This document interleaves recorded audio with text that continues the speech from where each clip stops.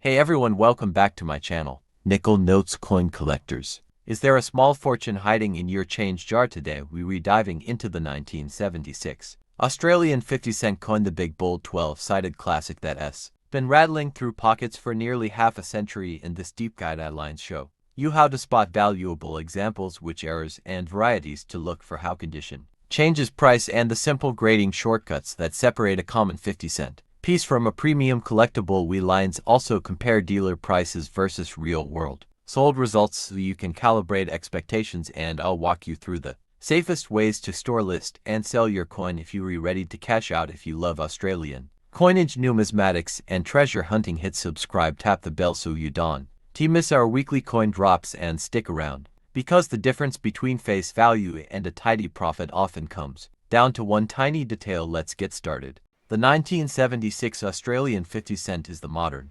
dodecagonal design, not the 1966 round silver issue. It's copper nickel, a substantial 15.55 grams, about 31.5 millimeters across, with that unmistakable 12-sided rim that makes it stand out in the hand and in rolls. The obverse carries Queen Elizabeth II's portrait used through the 1970s.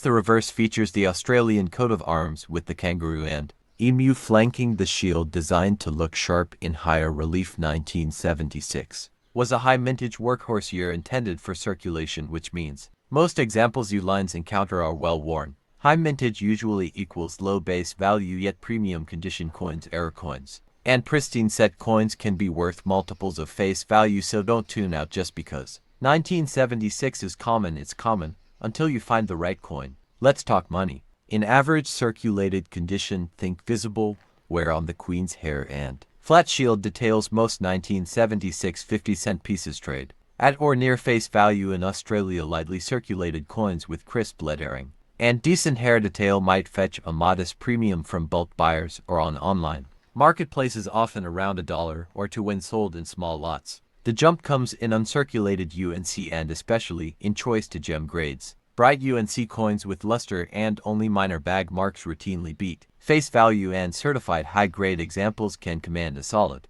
premium from registry collectors filling 1970s sets. Proof specimens from official sets, if mirror-like and still in original packaging, can attract stronger bids, particularly if the packaging is clean and complete. As always, values fluctuate with demand and the broader market, so use these as guideposts rather than promises. Here is a fast grading checklist to separate winners from the herd. Step 1. Obverse hair detail. Look at the strands above the ear and the ribbon. Strong texture means less wear. Step 2. The rim. Sharp, even edges on all 12 sides indicate minimal circulation. Nicks, dings, or flattening point to lower grades. Step 3. Reverse shield and supporters. Fine lines in the emu's feathers and the kangaroo's fur plus clarity in the shield quadrants are critical. Step 4. Cartwheel luster. Tilt the coin under a single light. A spinning cartwheel effect is a hallmark of mint-state copper nickel. Step 5. Surfaces. Count contact marks. A few tiny ticks are normal, but clusters in the fields can drop a grade if your coin still flashes luster, shows crisp hair and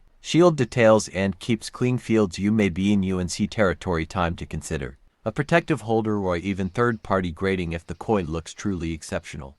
Error hunting is where an ordinary 1976 becomes exciting. Keep an eye out for off-center strikes where a slice of the design is missing. The more dramatic but still fully showing a date, the higher the interest. Broad strikes without a fully formed rim can catch collector attention. Die cracks that trace through the shield or lettering retain cut breaks at the rim, and filled dies causing mushy letters. Clogged details are all saleable if the effect is bold. Rotated dies where the reverse is twisted relative to the obverse can be sleepers. A rotation of 20 to 90 degrees is especially desirable if verified. Finally, look carefully for double-struck details or strong machine doubling on lettering. True double die varieties are scarcer but worth investigating with good photos. Remember, dramatic eye visible errors sell. Minor, barely visible quirks usually don't move the needle. Beyond errors to factors move 1976 is into collectible territory. Provenance and eye appeal. Proof coins from official sets. Mirror fields. Frosted devices command premiums when spotless. If you have one, keep it in the original case. Scratching or haze can have interest. Eye appeal matters even for business. Strikes, even color, blazing luster, minimal marks, and strong strike. Some 1970s 50-cent pieces were struck a touch soft. If you find a well-struck example with razor rims and sharp shield lines, that's a keeper.